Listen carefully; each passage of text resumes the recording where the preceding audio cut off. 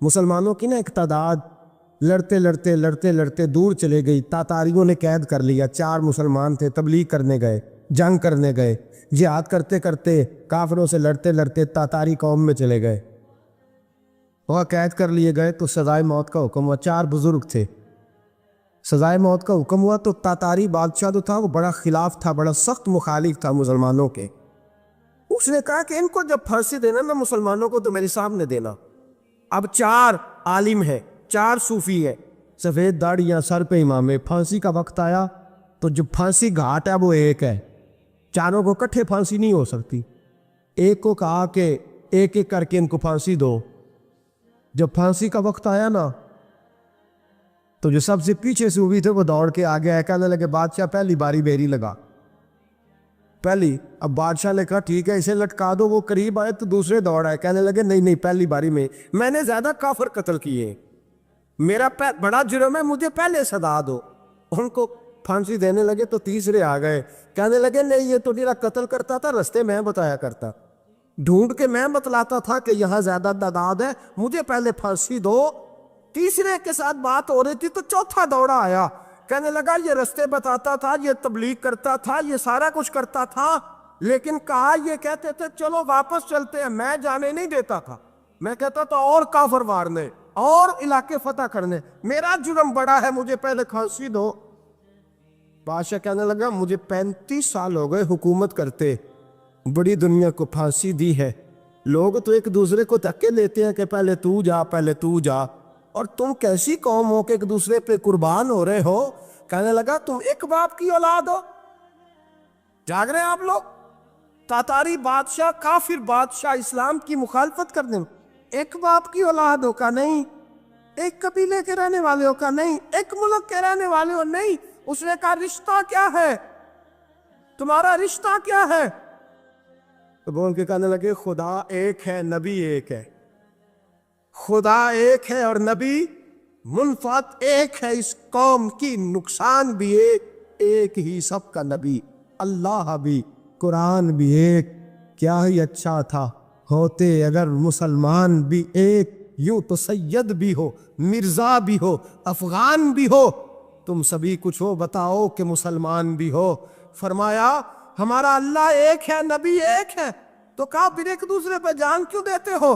فرمایا ہمارے نبی نے ہمیں بھائی بھائی بنا دیا ہے، بھائی کا دل نہیں کرتا اس کی آنکھوں کے سامنے بھائی چلا جائے، ہمارا دل نہیں کرتا پہلے مجھے دے پہلے مجھے دے۔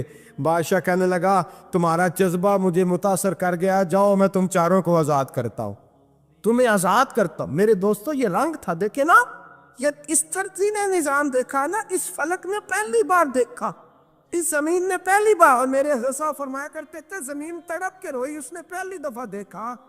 حضرت ابو عبیدہ بن جراح نے میدان بدر کے اندر جب جنگ کا تبل بجا، حالات بگڑے، جناب ابو عبیدہ بن جراح کہتے ہیں تاریخ نے ایک عجیب موڑ پہ مجھے لا کے کھڑا کیا۔ آپ فرماتے ہیں میرے لیے اللہ نے جو آزمائش رکھی وہ سب سے بڑی رکھی۔ فرمانے لگے جب میں میدان میں نکلا تو کافروں نے میرے سامنے جس کو لا کے کھڑا کیا وہ میرا سگا باپ تھا۔ اور فرماتے ہیں اب مشکل بن گئی، عشق تے اگ دوویں ایک برابر، تے عشق دا سیک بدھیرا، اگ تے ساڑے ککھ تے کانے، تے عشق ساڑے تن میرا، تے اگ دا دارو می تے پانی، کوئی دسے ہے عشق دا دارو کیڑا، بلے شاہ تھے کچھ بھی نہیں بچدا جتھے عشق ہوراں دا ڈیرا۔ فرمانے لگے اب میرے لیے سامنے باپ، ادھر بیٹا۔ آپ فرماتے ہیں 2 رستے تھے، باپ بچاؤں یا رسول اللہ کا دین بچاؤں۔ 1 منٹ تھا فیصلہ کرنے کے لیے کہ ابا بچے گا یا دین بچے گا، کفر بچے گا یا اسلام بچے گا۔ فرماتے ہیں میں نے منٹ پورا نہیں سوچا، میں نے تلوار اٹھائی، باپ کی گردن کاٹ کے گرائی اور رسول اللہ کا دین بچا لیا۔ باپ کی گردن کٹ کے گری اور نبی پاک کا دین بچ گیا، بچا لیا رسول اللہ کا دین۔ حضرت عمر نے ماموں کو مارا، حضرت مصعب ابن عمیر کہتے ہیں تاریخ مجھے بھی لا کے کھڑا کرتی ہے بدر کے میدان میں، تو کفر کا لبادہ اوڑھ کے جب سامنے آیا تو وہ میرا سگا بھائی تھا، سگا بھائی۔ حضرت عمر ملک شام جاتے ہیں، جب فتح ہوتے ہیں حضرت سعد بن ابی وقاص بلاتے ہیں، شام جاتے ہیں، تو حضرت عمر کہتے ہیں شام آئے ہیں یار، سب سے پہلا کام یہ کر بلال کا تو پتہ کر، یہاں سنا ہے بلال حبشی کا مکان بھی کہیں نیڑے نیڑے ہے، پتہ تو کر۔ حضرت بلال حبشی حضرت سیدنا سعد کہنے لگے حضور بلا نہ لے، فرمایا نہیں، وہ مصطفیٰ کا غلام ہے تو میرا تو امام ہے، میں گھر ملنے جاؤں کا گھر رحماؤ بینہم، کالے رنگ کے حبشی غلام سیدنا بلال حبشی کو ملنے گھر گئے، اور جناب عمر جا کے بیٹھک میں انتظار کرنے لگے، گویا ڈرائنگ روم میں بیٹھے انتظار ہونے لگا۔ جناب سیدنا بلال آئے تو حضرت عمر اٹھ کے کھڑے ہوئے۔ ملک شام کے لوگوں نے یہ منظر عجیب دیکھا کہ جناب عمر فاروق ایک حبشی کے لیے کھڑے ہوئے، اور جب کھڑے ہوئے تو حضرت بلال کہنے لگے عمر بیٹھ جاؤ، یہ کیا کر رہے ہو؟ حضرت سیدنا عمر رو پڑے، کہنے لگے بلال تو حبشی پہلے تھا، جب سے رسول اللہ کا غلام بنا ہے ساری امت کا امام بن گیا، ساری امت کا تو امام بن گیا ہے جب سے تو نبی پاک صلی اللہ تعالی علیہ وسلم کا غلام بن۔ بھائی یاد رکھے، جب اشداء علی الکفار کی بات تھی تو اپنے سگے قتل ہو گئے، اور جب رحماء بینہم کی بات تھی تو پھر یہ نہیں دیکھا یہ حبشی ہے۔ توجہ ہے میری بات پر؟ جاگ رہے نا آپ لوگ؟ ادھر دیکھیں، پھر یہ نہیں دیکھا کہ یہ حبشی ہے، یہ رومی ہے، یہ کون ہے، پھر یہ دیکھا کہ یہ رسول اللہ کا غلام ہے صلی اللہ ہو۔ ہمارے ہاں تو نفرتیں پھیل گئی ہو، او بس کرو جی بنگالیوں سے جان چھڑاؤ، او بس کرو جی فلانے سے، او بس کر یار، رہن سہن اپنا اپنا ہوتا ہے، لیکن مسلمان جس طرح کا بھی ہو اس کے ساتھ نفرت کرنے کی اجازت نہیں ہے۔ پہلی بات اشداء علی الکفار، دوسری بات رحماء بین، اب تیسری بات ہے تراہم رکعا سجدا یبتغون فضلا من اللہ ورضوانا۔ میں نے جو شروع میں بات کی تھی نا کہ اگر خانہ کعبہ میں 40-50 لاکھ حاجی مل کے دعا ہی مانگ لیتا، دعا ہی مانگ لیتا مل کے تو کمال ہو جاتا۔ حضرت ابو بکر صدیق رضی اللہ تعالیٰ عنہ سے کسی نے پوچھا تھا بدر میں فتح کیسے ہوئی؟ اب بھی مسلمان کہتے ہیں نہیں جی کیسے لڑیں گے جی، ہمیں اپنا بڑا مسئلہ ہے۔ یہ کمزور لوگوں کی باتیں، کمزور جو خدا والے ہوتے ہیں ان کی یہ سوچ نہیں ہوتی، یہ آرزو کرم اور میں آپ سے کروں، یہ بھیک اس کو جی دیے جس کا خدا نہ ہو۔ یہ کمزور لوگ ہیں جو کہتے ہیں نہیں کیسے ہوگا، کس طرح ہوگا، جن کو پتا ہو کہ ہماری غیبی طاقت ہے، ہماری۔ حضرت ابو بکر صدیق رضی اللہ تعالیٰ پوچھا جناب بدر میں کیسے جیت گئے؟ تلواریں زیادہ تھی، نیزے زیادہ تھے، یا آپ کو جاسوسی زیادہ تھی، پتہ زیادہ تھا کہ یوں قابو آئیں گے کافر؟ ابو بکر صدیق فرمانے لگے نہ نیزوں سے جیتے نہ تلواروں سے جیتے، ہم جو بدر میں جیتے ہیں تو مصطفیٰ کی نمازوں سے جیتے، ہمیں جو بدر میں کامیابی ملی تو رسول اللہ کی دعاؤں کی برکت سے ملی۔ فرمانے لگے کافر ساری رات شرابیں پیتے رہے، ساری رات وہ ناچ گانے میں مصروف رہے، اور میں حضور کے خیمے میں موجود تھا، نبی پاک ساری رات نماز پڑھتے رہے، ساری رات حضور نماز پڑھتے رہے، ساری رات اللہ سے دعا کرتے رہے۔ فرمایا صبح جو کامیابی ملی تو یہ مصطفیٰ کی نمازوں کی برکت سے ملی۔ ایک بزرگ کی میں بات سن رہا تھا، وہ کہہ رہے تھے اب نمازیں عبادتیں ریاضتیں بعد میں کرنا، پہلے جہاد کرو۔ کہہ رہے تھے اب نکل کر خانقاہوں سے ادا کر رسم شبیری، عبادتیں ریاضتیں تلاوتیں درود بعد میں ہوگا، پہلے جہاد۔ تو میں نے کہا صاحب عبادتیں تلاوتیں درود ہو کہاں رہا ہے، پہلے وہ جگہ تو بتائیں۔ خانقاہوں پہ تو عرس ہو رہا ہے، سال کے بعد ڈھول لگ رہا ہے۔ وہ جو زمانہ تھا نا کہ خانقاہ شریف پہ شام تک قرآن مجید ختم ہوگا، فجر کے بعد 50,000 درود پڑھا جائے گا، وہاں لوگ آئے ہیں تو وہاں ذکر کرتے کرتے لوگ اس قدر مست ہوئے کہ انہیں ہوش ہی نہیں کہاں کہ کہاں گئے، وہ تو دور ختم ہو گیا۔ اب کہاں ہے خانقاہ میں؟ اب تو نظر نیاز رہ گئی، ختم شریف رہ گیا، عرس پاک رہ گیا، باقی تو معاملہ ختم ہے۔ وہ کہاں گیا معاملہ سارا؟ بھائی دعائیں التجائیں شہاب الدین غوری سے پوچھا جناب فتح کیسے ہوئی؟ کہنے لگے خواجہ معین الدین اجمیری کی دعاؤں کی برکت سے۔ فرماتے ہیں بابا دعا مانگتا تھا، ہم جہاد کرتے تھے، اللہ کامیابی دے دیتا۔ بھائی وہ عبادت، وہ ریاضت، وہ مسلمان جو رات کو اپنے رب کو منا لیا کرتا تھا، وہ اپنی عبادت کے زور پر اللہ تبارک و تعالیٰ کی بارگاہ میں آہو زاری۔ حضور نے فرمایا الدعاء صلاح المومن، دعا مومن کا ہتھیار ہے۔ دعا مومن کا بول کے بتانا ہے، دعا مومن کا۔ فرمایا مومن یہ ہتھیار چلا سکتا ہے، یہ ہتھیار کافر کے پاس موجود حضرت زید بن حارثہ رضی اللہ تعالیٰ عنہ کو نہ پکڑ کے کچھ کافر ان کو پکڑ کے لے گئے تو ایک درخت کے ساتھ باندھ لیا، کہنے لگے تمہیں قتل کریں گے، حضور کے صحابی ہیں رضی اللہ تعالیٰ۔ جب کافر آپ کو قتل کرنے لگا نا تو انہوں نے درخت کے ساتھ اچھی طریقے سے ٹانگیں باندھ لی، ہاتھ باندھ لیے، گردن باندھ لی، کہنے لگا بلا اپنے رب کو۔ تو حضرت زید رضی اللہ تعالیٰ عنہ فرمانے لگے میں تو شہید ہونے کو تیار تھا، لیکن تو نے آزمانے کا پروگرام بنایا تو ٹھیک ہے، میں پھر بلانے لگا ہوں اپنے رب کی مدد کو، اے اللہ مدد فرما۔ اس نے اتنی دیر میں تلوار نیام سے نکال لی، اے اللہ مدد فرما۔ اس نے جب تک دونوں ہاتھوں میں تلوار سونت لی، اے اللہ مدد فرما۔ جب تیسری بار آپ نے یہ کہا تو اس نے تلوار اٹھائی، کہا اللہ مدد فرما۔ حضرت زید رضی اللہ تعالیٰ عنہ کہتے ہیں جب چوتھی بار میری زبان سے لفظ نکلے، کافر کے ہاتھ میں تلوار تھی پر گردن بھی اس کی کٹ کے نیچے گر گئی، کہ گردن کٹ کے اسی وقت نیچے گری۔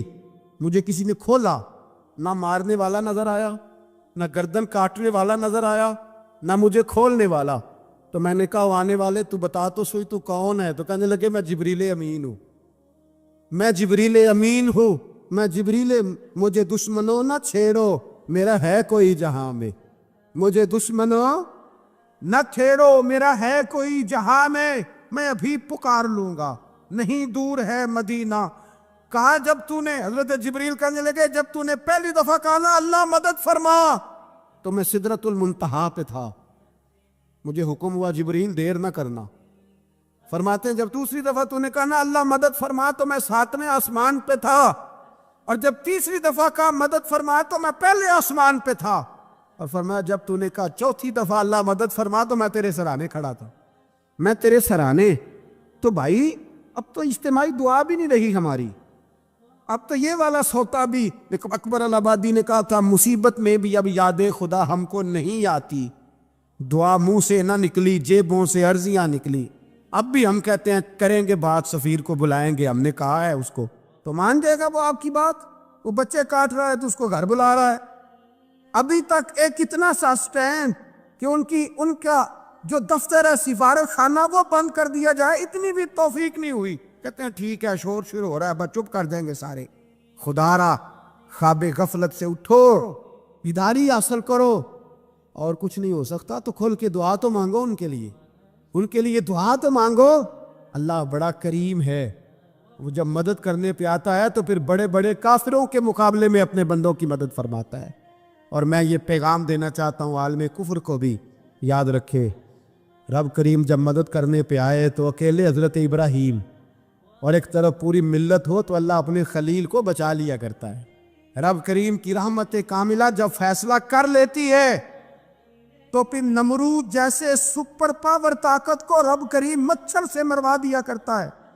اللہ تبارک و تعالی، یہ تو مسلمان کا دعا والا سوتا ہی، وہ نکل کر خانقاہوں سے ادا کر رسم شبیری، یہ تو تب ہوگا جب خانقاہ کے اندر کوئی ذکر فکر عبادت ہو رہی ہو، اور جب وہاں حال ہی کوئی نہیں، وہاں تو رقص و سرور ہے، وہاں تو بس جھوٹی تعریفیں ہیں، ہر آدمی نے ایک بندہ ساتھ رکھا ہوا ہے تعریفیں کرنے کرانے والا، وہ تو معاملہ ہی اور ہو گیا ہے۔ حضرت سیدنا مولا علی شیر خدا کرم اللہ تعالیٰ وجہہ الکریم ساری زندگی کہتے رہے اللہ علی نے میدان میں عمر گزاری ہے، اسے شہادت کی موت عطا فرما۔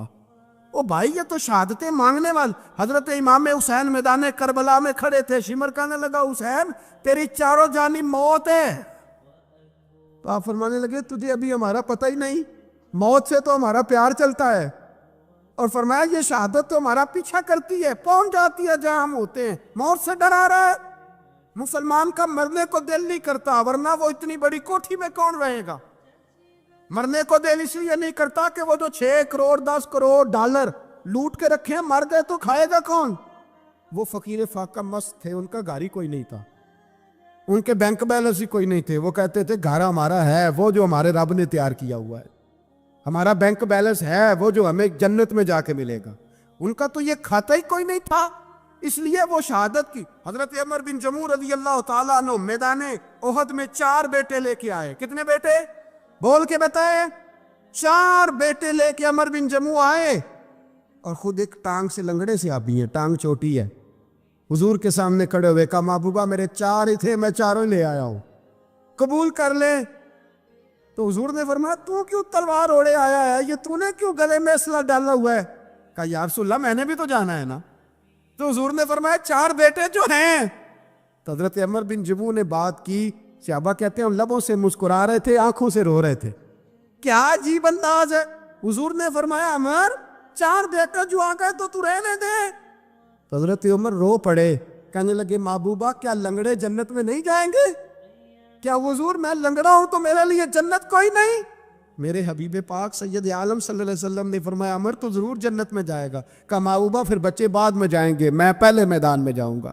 مسلمان کی سوچ کے خلاف ہے یہ بات، یہ قرآن کی فکر کے خلاف ہے کہ اپنی فکر کرو۔ برما کے لیے، کشمیر کے لیے، فلسطین کے لیے بات نہ کرو، اپنی فکر کرو۔ یہ قرآن کی سوچ کے خلاف ہے، یہ قرآن کے پیغام کے خلاف ہے۔ اس لیے کہ اگر صرف اپنی بات ہوتی تو آمنو اور عامل الصالحات پہ بات ختم ہو گئی ہوتی، پھر بات آگے نہ چلتی۔ جب کہا گیا وَتَوَاصَوْا بِالْحَقِّ، حق بات کی تلقین کرنی ہے۔ اگر بات صرف اپنی ذات کی ہوتی تو ٹھیک ہو گیا تھا، نماز پڑھی، روزہ رکھا، حج کیا، ختم ہو گئی۔ لیکن میرے نبی پاک صلی اللہ تعالیٰ علیہ وسلم نے ارشاد فرمایا ایک بستی میں 2 3 4 نیک لوگ رہتے تھے۔ میرے پیارے کریم رسول فرماتے ہیں 3 4 بڑے پرہیزگار، متقی، صاف ستھرے صوفی صاحب، درویش صاحب، علامہ صاحب، بڑے جو کہتے تھے بالکل جی میں کوئی بات نہیں کرتا، کسی بادشاہ کو نہیں چھیڑتا، میں تو بس لوگوں کو اللہ اللہ بتاتا ہوں، میرا کوئی تعلق نہیں، کوئی مرے کوئی جیے، بڑے نیک صاف ستھرے پرہیزگار۔ باقی ساری بستی گناہ کرتی تھی۔ نبی پاک علیہ السلام فرماتے ہیں رب کریم نے کچھ عرصے تک مہلت دی، پھر مشیت خداوندی اللہ کا قانون حرکت میں آیا تو کہا جبریل ساری بستی تباہ کر دو، تباہ کر دو۔ اللہ مہلت دیتا ہے، مہلت دیتا ہے۔ ہم لوگ سمجھتے ہیں نہیں ہماری سیاسی چالیں صحیح چل رہی ہیں، اللہ مہلت دیتا ہے۔ رب کریم نے فرمایا جبریل انہیں تباہ کر دو۔ تو حضرت جبریل امین علیہ السلام نے عرض کی مولا وہاں تو تیرے 3 4 بڑے نیک بندے بھی رہتے ہیں، بڑے پرہیزگار، سچ بولنے والے، دیانتداری والے، حاجی صاحب، نمازی صاحب، صوفی صاحب، پیر صاحب، بڑے خوبصورت، ان کا کیا کریں؟ تو میرے محبوب پاک علیہ السلام فرماتے ہیں رب کریم نے فرمایا سب سے پہلے انہیں تباہ کرنا، سب سے پہلے انہیں سب سے پہلے، اور الٹ دو بستی، پہلے ان کا نمبر لگاؤ۔ یا اللہ ان کی کیا غلطی ہے؟ تو غلطی سن لیں، غلطی یہ ہے کہ انہوں نے 2 صفتیں پیدا کی ہیں، اگلی 2 پیدا کیوں نہیں کی؟ اِلَّا الَّذِينَ آمَنُوا وَعَمِلُوا الصَّالِحَاتِ پہ روک کیوں گئے، آگے کیوں نہیں بڑھے؟ اللہ کریم نے فرمایا جبریل دیکھو نا، میری نافرمانی ہوتی رہی اور ان کے چہرے پر کبھی شکن تک نہیں آیا، لوگ میرا قانون توڑتے رہے، انہیں کبھی برا ہی نہیں لگا، گناہ دیکھ کر کبھی خیال ہی نہیں آیا بدلنے کا۔ میرے بھائی امت مسلمہ اپنے لیے تو آئی نہیں دنیا میں، نبی پاک کی اس لیے تھوڑے آئے تھے کہ پیسے کمائیں، دنیا داری کریں، جھوٹ سچ ماریں اور رخصت ہو جائیں، بچے پیدا کریں۔ یہ کام تو ہندو سکھ بدھ مت سارے کر رہے ہیں، تو فقط اس کام کے لیے تھوڑی آیا ہے۔ کنتم خیر امت اخرجت للناس، اللہ فرماتے ہیں میرے محبوب کے غلاموں تم بہترین امت ہو، میں نے تمہیں امتوں کے بھلے کے لیے پیدا فرمایا ہے، تمہیں لوگوں کی امامت کے لیے دنیا میں بھیجا ہے۔ اے نوجوان مسلم کبھی یہ تدبر بھی کیا تو نے؟ وہ کون سا گردو ہے جس کا ہے تو ایک ٹوٹا ہوا تارا؟ تو نے کبھی سوچا ہے تو کیا ہے؟ پتہ ہے تجھے؟ روزی کماؤ، روٹی کماؤ، اور اب تو بہت سارے لوگ جھوٹ کی دنیا میں زندہ ہیں، جھوٹ بولتے ہیں اپنے آپ کے ساتھ بھی، دائیں بائیں فراڈ کر رہے ہیں اپنی ذات کے ساتھ، خول بنا لیا اس میں بند ہو گئے، باہر ہی نہیں نکلی۔ اپنے ملک کی سوچو، اپنی بات کرو۔ علامہ اقبال نے پتہ کیا کہا تھا؟ اقبال نے، یہ سنو جو لوگ کہتے ہیں پہلے پاکستان، برما کے مسلمان بعد میں کشمیر کے مسلمان، پہلے سنو اقبال کیا کہتے ہیں۔ اقبال کہنے لگے ان تازہ خداؤں میں بڑا سب سے وطن ہے، ان تازہ خداؤں میں بڑا کون؟ وطن کی محبت ایمان کا حصہ، اس میں شک نہیں، لیکن اگر اسلام سے پہلے وطن آ گیا تو اقبال کہتے ہیں ان تازہ خداؤں میں بڑا سب سے وطن ہے، اور جو پیرہن اس کا ہے وہ مذہب کا کفن ہے۔ فرماتے ہیں جو وطن اوڑھ لیتا ہے اس نے اپنے مذہب کو دفن کر دیا۔ سب سے پہلے پاکستان نہیں، سب سے پہلے رسول اللہ کا دین ہے، سب سے پہلے قرآن ہے، سب سے پہلے نبی پاک کا فرمان ہے، سب سے پہلے امت مسلمہ ہے۔ ان تازہ خداؤں میں بڑا سب سے وطن ہے، جو پیرہن اس کا ہے وہ مذہب کا کفن ہے۔ اور اقبال کہنے لگے قوم مذہب سے ہے، مذہب جو نہیں تم بھی نہیں۔ قوم مذہب سے ہے، مذہب جو نہیں، کوئی نہیں سمجھ آ رہی آپ کو میری بات؟ قوم کس سے ہے؟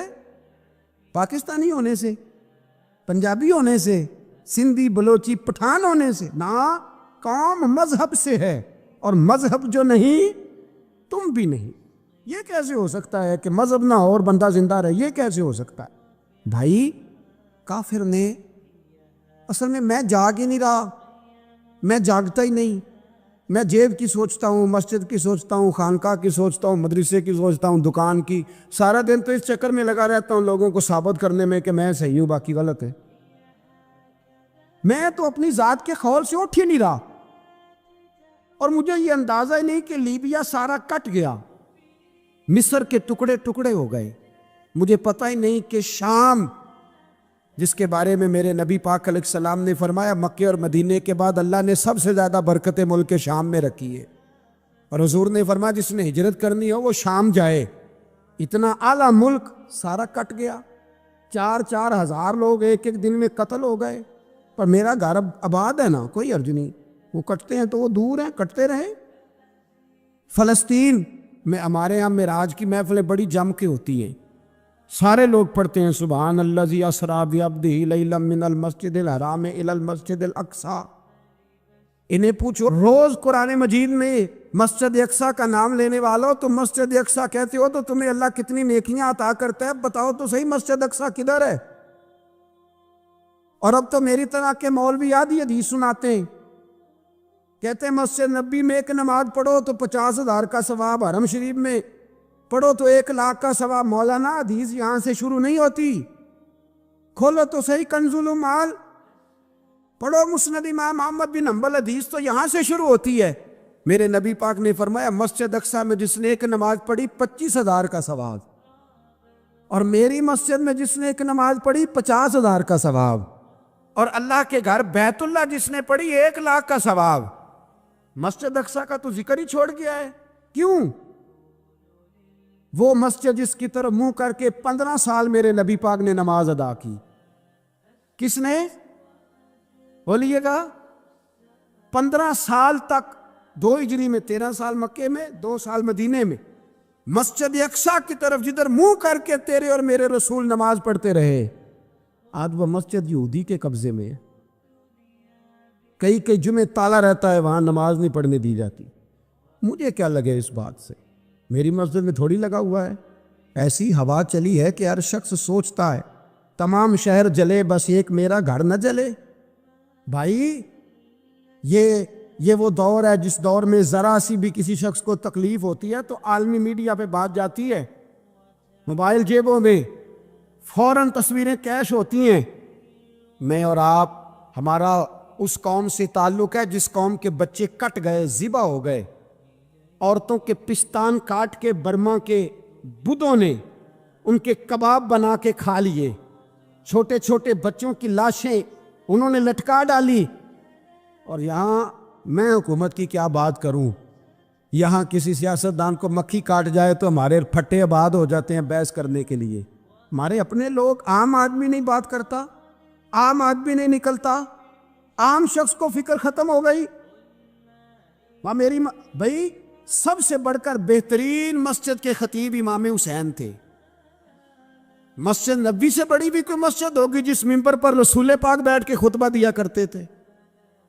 اور میرے مصطفیٰ کے آستانے سے بڑا بھی کوئی آستانہ ہوگا جس کی سجادگی امام حسین کے پاس تھی؟ کہتے ہیں ہمارا کیا تعلق، ہمیں کیا لگے، جو مرضی ہوتا پھرے۔ امام علی مقام آرام سے مسجد نبی میں بیٹھے تھے، زمانہ پوری دنیا سے جاتا تھا، ہاتھ چومتا تھا، قدموں میں بیٹھتا تھا. اتنے بڑی عظمت والی بھی کوئی شخصیت ہوگی جس کے رگوں میں رسول اللہ کا خون دوڑتا ہے, جسے حضور اپنی زبان مبارک اس طرح وہ چوسا کرتے تھے جیسے عرب کے لوگ پیاس کے عالم میں کھجور چوسا کرتے تھے. اتنا بڑا بھی کچھ شخص تھا, لیکن جب دین پہ کڑا وقت آیا تو حسین نے مسجد کی خطابت نہیں بچائی, آستانہ نہیں بچایا. امام علی مقام نے کہا کوفہ لٹتا ہے تو لٹتا رہے, دمشق میں فساد ہوتا ہے تو ہوتا رہے, وہ ملک شام کی بچیاں رو رہی ہیں تو روتی رہیں کہ ہم پہ یزید قابض ہو گیا, میری مسجد آباد ہے, کافی ہے نا. امام حسین نکلے اور نکل کے کہنے لگے جنت البقیع والی جگہ پہ کھڑے ہو کے, یا رسول اللہ میں جا رہا ہوں اور آپ کے لیے جا رہا ہوں, اس لیے کہ مجھے اس شام کو بچانا ہے جس شام میں رسول اللہ کا کلمہ پڑھنے والے لوگ بستے ہیں. مجھے کوفہ, دمشق, مصر کے لوگوں کو بچانا ہے. نانا تیرے کرم کے خزینے کی خیر ہو, میں جا رہا ہوں تیرے مدینے کی خیر ہو. نکل کھڑے ہوئے امام علی مقام, میدان میں نکلے. کس کے خلاف؟ کون تھا یزید؟ مسلمان تھا. اس وقت تک تو سب نے مسلمان لکھا ہے, جس نے کافر کہا شہادت امام حسین کے بعد کا.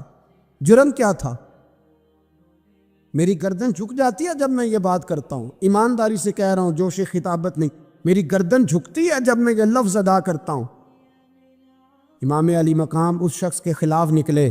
سارے خطبے امام حسین کے پڑھ کے دیکھو. امام حسین نے فرمایا یزید شرابی ہے. شرابی مسلمانوں کا حکمران ہو سکتا؟ آپ نہ بولیں بے شک, پر بات تو سچی ہے نا. امام حسین نے فرمایا شرابی کو ووٹ دیا جا سکتا؟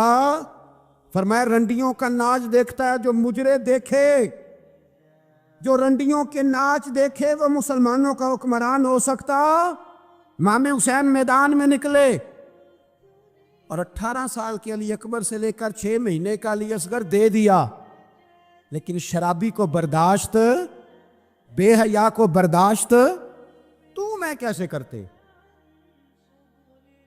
دوستی قاتل سے بھی, مقتول سے یارانہ بھی, اپنی جیب سے فلیکس سے چھپوا کے ظالموں, جابروں, بدماشوں کو ووٹ دیتے ہو. امام حسین کو تیری دیگ کی ضرورت ہے جو تو 10 محرم پہ پکاتا ہے, چاولوں کی ضرورت ہے جو تو نے 9 محرم کو پکائے. ان کو اس بریانی کی عادت تھی جو تو نے پکائی ہے. میرے گھر میں فلاں MNA MPA صاحب آ گئے تھے, امام حسین کے گھر کے اندر یزید نے پیغام بھیجا. اس نے کہا جیسے کہو گے کر لوں گا, جتنے پیسے کہو گے دے دوں گا, جتنی مسجدیں کہو گے بنوا دوں گا, جتنے ادارے کہو گے تعمیر ہو جائے, مجھے نہ چھیڑو. آپ نے فرمایا نا, مسجد مدرسے اس وقت آباد رہتے ہیں جب حکمران صحیح ہوتے ہیں, اور جب حکومتیں غلط ہوتی ہیں تو پھر مساجد آباد. اور آج دین نبی دا وانگ یتیمہ رووے تے کرلاوے تے آکھے میں کتھوں لبا عمر بہادر, میں کتھوں لبا عمر بہادر جڑا مینوں سینے لاوے. امام راضی کہتے ہیں کہ سیدہ فاطمہ الزہرا رضی اللہ تعالیٰ عنہ کے دونوں شہزادے حسنین کریمین بیمار ہو گئے تو سیدہ نے منت مانگی کہ بچوں کو شفا ہوگی تو 3 روزے رکھوں گی. شفا ہو گئی, روزے بھی رکھ لیے. اور جب مولا علی شیر خدا روزہ رکھنے کے لیے بیدار ہوئے, سیدہ فاطمہ الزہرا بیدار ہوئی تو امام حسن اور حسین بھی اٹھ گئے.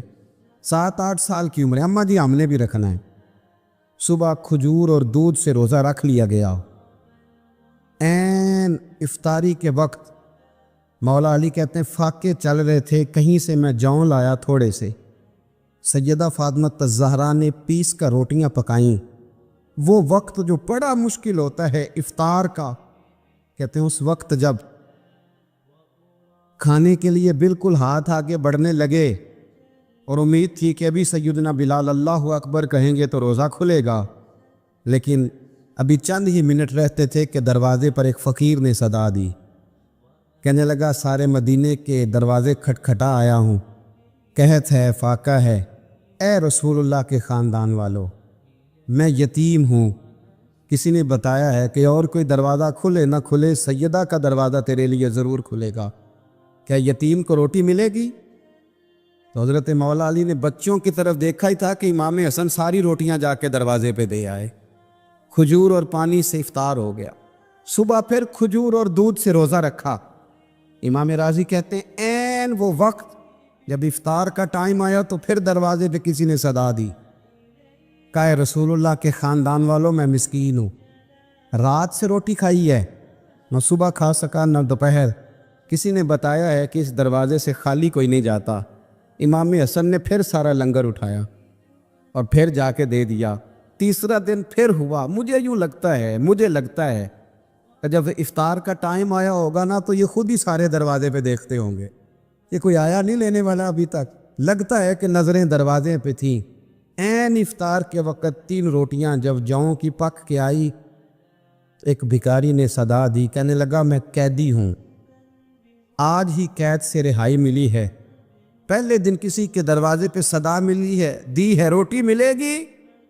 امام حسن وہ کھانا دے کے واپس لوٹے، کھجور اور پانی سے افطار ہوا، اور جیسے ہی مسجد نبوی میں تینوں باپ بیٹا نماز پڑھنے گئے تو مولا علی کہتے مجھے بتانا نہیں پڑا، رسول کریم نے میری طرف دیکھ کے فرمایا علی تیرا، فاطمہ کا، حسن اور حسین کا 3 دن والا عمل خدا کو بھی بڑا پسند آیا ہے اور محمد مصطفیٰ کو بھی بڑا پسند آیا ہے، وہ بڑا پسندیدہ عمل۔ میں کہتا ہوں کہ حضرت فاطمہ نے نا ان کی تربیت پہلے ہی کر دی تھی، 3 دن بغیر افطار کے روزہ رکھنے، وہ ٹریننگ گھر سے ہو چکی تھی۔ اب میدان کربلا میں 3 دن بھوکا پیاسا رہنا ان کے لیے مشکل نہیں تھا۔ حضرت جناب سیدہ زینب بنت ابی رافع کہتی ہیں کہ سیدہ فاطمہ الزہرا نا ایک دن اپنے دونوں شہزادوں کو لے کے، جب حضور کی طبیعت مبارک بظاہر علیل تھی جس میں حضور کا وصال ہوا، دونوں شہزادے لے کے سیدہ فاطمہ نبی کریم کی بارگاہ میں گئی، کہنے لگی یا رسول اللہ میرے بچوں کو کچھ دیجئے۔ سیدہ پاک تو حضور اٹھ کے بیٹھ گئے، اس کندھے سے امام حسن کو لگایا اور اس سے امام حسین کو لگایا اور فرمایا فاطمہ یہ جو میرا حسن ہے نا اس کو میں اپنی ہیبت اور سرداری دیتا ہوں، اور فرمایا یہ جو میرا حسین ہے نا حسین کو میں اپنی جرت اور سخاوت دیتا ہوں، میرا حسین جرت مند ہوگا اور سخی ہوگا۔ داتا گانج بخش علی حجویری، امام الاولیاء، سید الاصفیاء، داتا صاحب کشف المعجوب میں فرماتے ایک دن نا امام حسین کے پاس ایک شخص آیا بڑی دور سے کچھ مانگنے، کہا حضور کچھ دیجئے۔ وہ شخص کہتا ہے کہ میرا ظرف یہ تھا کہ 4-5 دینار ملیں گے، تو امام حسین فرمانے لگے تھوڑی دیر بیٹھ جا، رزق آ رہا ہے۔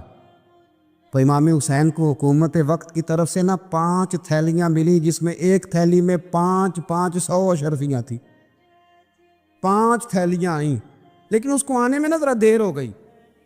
وہ 5 تھیلیاں جب آئی نا تو امام حسین اس کی طرف 5 تھیلیاں بڑھا کے نا، ذرا دیکھنا میری طرف غور سے، 5 تھیلیاں بڑھا کے نا تو فرمانے لگے میاں جتنا تجھے انتظار کرایا نا اتنی ہم تیری حاجت پوری نہیں کر سکے، تو یہ نہ محسوس کرنا کہ حسین کے دروازے پہ بیٹھا بھی رہا ہوں تو ملا کیا ہے، یہ نہ محسوس کرنا۔ وہ شخص کہتا ہے جب میں نے وہ تھیلیاں کھولی اور پھر میری نظر امام حسین پہ پڑی تو میرے اندر سے آواز آئی اگر حسین ابن علی اتنے سخی ہیں تو محمد عربی کتنے سخی ہوں، اگر یہ معیار ان کا ہے، ان کا یہ معیار ہے، اور خود بھیک دیں خود ہی کہیں منگتے کا بھلا ہو، خود کہنے لگے جتنا انتظار کرایا ہے اتنی تیری مدد کر سکے۔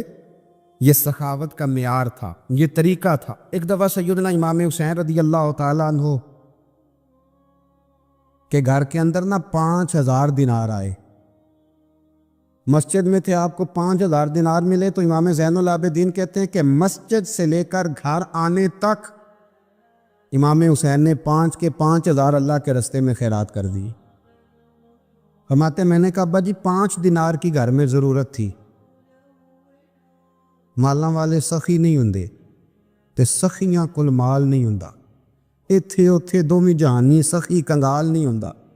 کہا ابا جی 5 دینار کی گھر میں ضرورت تھی، تو کہتے ہیں مجھے فرمانے لگے بیٹا یہ جن کو میں نے دیا ہے نا یہ گھر کے لیے ہی دیا ہے، یہ گھر کے لیے ہی دیا ہے، جن کو دیا ہے تمہارا کیا خیال ہے یہ باہر خرچ ہوا ہے، یہ گھر کے لیے ہی ہے، اس لیے کہ جب انسان دوسروں پر شفقت کرتا ہے تو اللہ اس کے گھر پہ رحمت فرماتا ہے۔ امام حسین کے مزاج میں پہلی بات میں نے ذوق عبادت کی عرض کی، دوسری بات عرض کر رہا ہوں کہ صحابہ حضرت اسامہ بن زید بڑے پیارے ہیں میرے نبی کریم کے، بڑے پیارے۔ حضرت اسامہ بن زید کے بارے میں سیدہ عائشہ صدیقہ فرماتی ہیں ان کے ناک سے اگر ریٹھ نکلتی تھی تو اللہ کے رسول اپنے دست مبارک سے صاف کر دیتے تھے، اور سرکار فرماتے تھے کہ اگر اسامہ لڑکی ہوتا نا، ان کے غلام کے بیٹے تھے حضرت زید بن عار، اگر یہ لڑکی ہوتا میں اسے زیور پہناتا. بڑے پیارے تھے. لیکن جب ان کا آخری وقت آیا نا تو 60,000 دینار کا قرضہ تھا. رشتہ داروں سے کہا، دوستوں سے کہا، یاروں سے کہا، پر قرض ادا نہیں ہو رہا تھا. حضرت اسامہ بن زید کہتے ہیں بڑا پریشان تھا.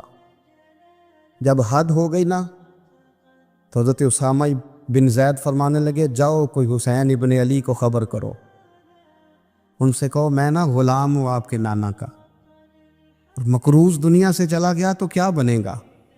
امام حسین کو خبر ملی تو دوڑے آئے. لاجپال اس پیر کو نہیں کہتے جو تگڑا نذرانہ لے کے تو ماتھا چوم لے. لاجپال تو اس کو کہتے ہیں کہ جب ضرورت پڑے تو وہ سر پہ موجود ہو. حضرت سیدنا امام حسین تشریف لائے تو جناب اسامہ بن زید رو پڑے. کہنے لگے حضور میں نے نا غلامی کی ہے آپ کے نانا کی، اور اس غلامی پہ ناز ہے. اب 60,000 دینار کا قرضہ لے کے دنیا سے جاؤں گا تو میری قبر پہ بوجھ رہے گا. امام حسین خادم کو بھی کہہ سکتے تھے جاؤ گھر پیسے پڑے ہیں لے آؤ. امام حسین خود گئے، چادر اوڑھ کے تو اس کی اوٹ میں بکل میں 60,000 دینار چھپا کے لائے اور جناب اسامہ بن زید کے سامنے رکھ کے کہنے لگے اسامہ یار پیسے رات کو ہی آئے تھے، میں سوچ رہا تھا مجھے تو ضرورت نہیں، اللہ نے کس کا نصیب میرے گھر میں بھیج دیا، مجھے تو حاجت ہی نہیں تھی، اب پتہ چلا پیسے تیرے تھے، اللہ نے حسین کی ڈیوٹی لگائی ہے کہ جا کے دے آ. حضرت اسامہ بن زید رو پڑے، فرمانے لگے اللہ آپ کو بہترین صلہ عطا فرمائے. امام بڑا ہی پیار کرتے تھے. گھوڑے پہ جا رہے تھے، کچھ فقیر غریب لوگ بیٹھ کے روٹی کھا رہے تھے. کہاں رہے تھے؟ سڑک کے کنارے. تو امام زین العابدین فرماتے ہیں کہ جب امام حسین گزرے تو انہوں نے آواز دی حضور دل کرتا ہے ہمارے ساتھ بیٹھ کے روٹی کھائیں.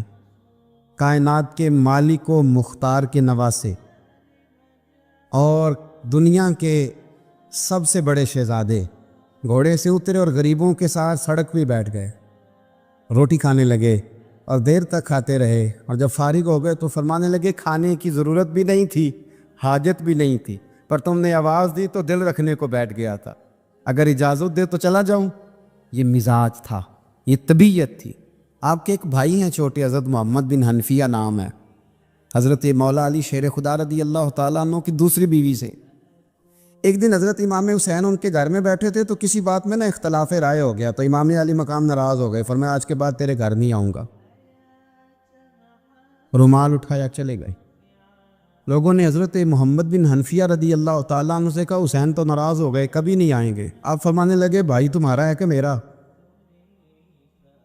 جی بھائی تو آپ کے ہیں. فرمایا اگر کہو تو چند منٹوں میں حسین واپس آئے. جناب ناراضگی ہو گئی ہے. فرمایا ناراضگی ہوئی ہے پر میں اس کے دل کی نرمی کو تو جانتا ہوں نا، اس کے مزاج کے اندر جو محبت ہے اس سے تو ابھی آئے. کہ جناب وہ کیسے؟ فرمانے لگے دیکھنا ذرا. تو امام حسین نے خط لکھا، حضرت محمد بن حنفیہ نے رکا لکھا، کہنے لگے حسین میرے باپ کا نام بھی علی ہے اور آپ کے باپ کا نام بھی علی ہے، پر ایک فضیلت ایسی ہے جس میں آپ کا مقابلہ نہیں کر سکتا، وہ یہ ہے کہ آپ سیدہ فاطمہ الزہرا کے لال ہیں، آپ محمد مصطفیٰ علیہ السلام کے نواسے ہیں. کہنے لگے بھائی جان آپ نے نانا جان کی وہ حدیث تو سنی ہوگی کہ دو لوگ ناراض ہو جائیں تو جو صلح پہلے کرے جنت میں پہلے جائے گا.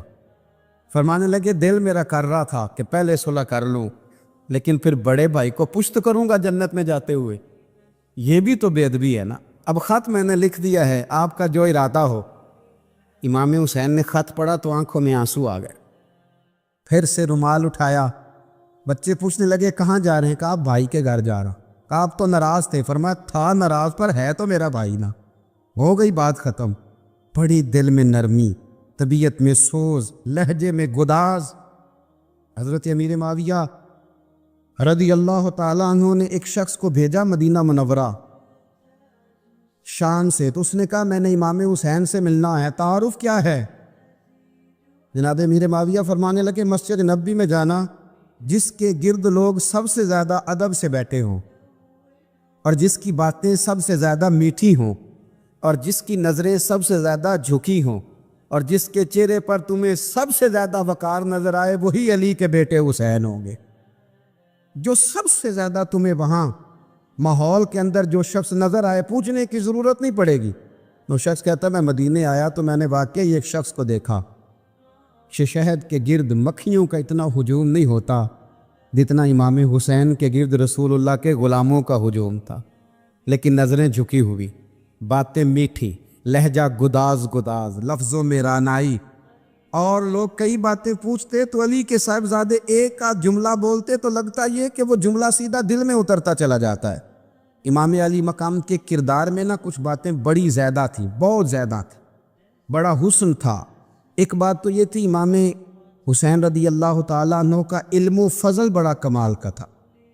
ایک دفعہ صحابہ میں مسئلہ بن گیا کہ بچہ پیدا ہوتا ہے تو اس کا وظیفہ کیسے لگانا ہے. امام حسین کا علم و فضل بتا رہا ہوں، علم و فضل. تو بات بڑی پیچیدہ ہو گئی. حضرت عبداللہ ابن زبیر کے پاس لوگ آئے، کہنے لگے کہ آپ بڑے صاحب علم و فضل ہیں، آپ نے حضور علیہ الصلوۃ والسلام کے ساتھ وقت گزارا ہے، تو مسئلے کو حل کریں کہ بچہ پیدا ہونے کے بعد حکومت اگر وظیفہ لگائے گی تو کب لگائے گی. جب بحث طول پکڑ گئی، مسئلہ حل نہیں ہوتا تھا، تو حضرت عبداللہ ابن زبیر کہنے لگے ہم سے نہیں حل ہوگا. ایک بندہ ہے جس کے سینے میں رسول اللہ صلی اللہ تعالیٰ علیہ وسلم کے نور نبوت کا فیضان ہے، وہ یہ مسئلہ حل کریں گے. تو کہا وہ کون سے؟ آپ فرمانے لگے جب ہم سے مسائل حل نہیں ہوتے تو ہم ان کے علم سے فائدہ اٹھاتے ہیں. کہا کون ہے؟ کہا جناب امام حسین. تو لوگ حضرت امام حسین کے پاس گئے کہ حضرت یہ ایک مسئلہ الجھ گیا ہے کہ بچہ پیدا ہو تو وظیفہ کب لگانا ہے. فرمایا الجھنے والی بات ہی کوئی نہیں، پیدا ہونے کے بعد جب وہ پہلی دفعہ آواز نکالے تو اس کا وظیفہ لگا دو. اس کا مطلب یہ ہے کہ وہ دنیا میں آ گیا ہے، اس نے اپنے آنے کا اظہار کر دیا ہے، اعلان کر دیا ہے، اب اس کا وظیفہ لگا دو. تو اس پر پھر صحابہ کا اتفاق ہو گیا. امام حسین کے علم سے، فضل سے لوگ فیض اٹھاتے تھے. حضرت سیدنا امام حسین کی شہادت کے بعد حضرت عبداللہ ابن زبیر رضی اللہ تعالیٰ عنہ نے قاتلان حسین سے خطاب کیا اور فرمانے لگے اللہ کی قسم تم نے اس شخص کو شہید کیا ہے جو راتوں کو لمبے لمبے قیام کرتا تھا، اور تم نے اس شخص کو شہید کیا ہے جس سے میں دن میں جب بھی ملتا تھا تو وہ روزے سے ہوتا تھا. تم نے اس شخص کو شہید کیا جو قائم اللیل تھا، صائم الدہر تھا.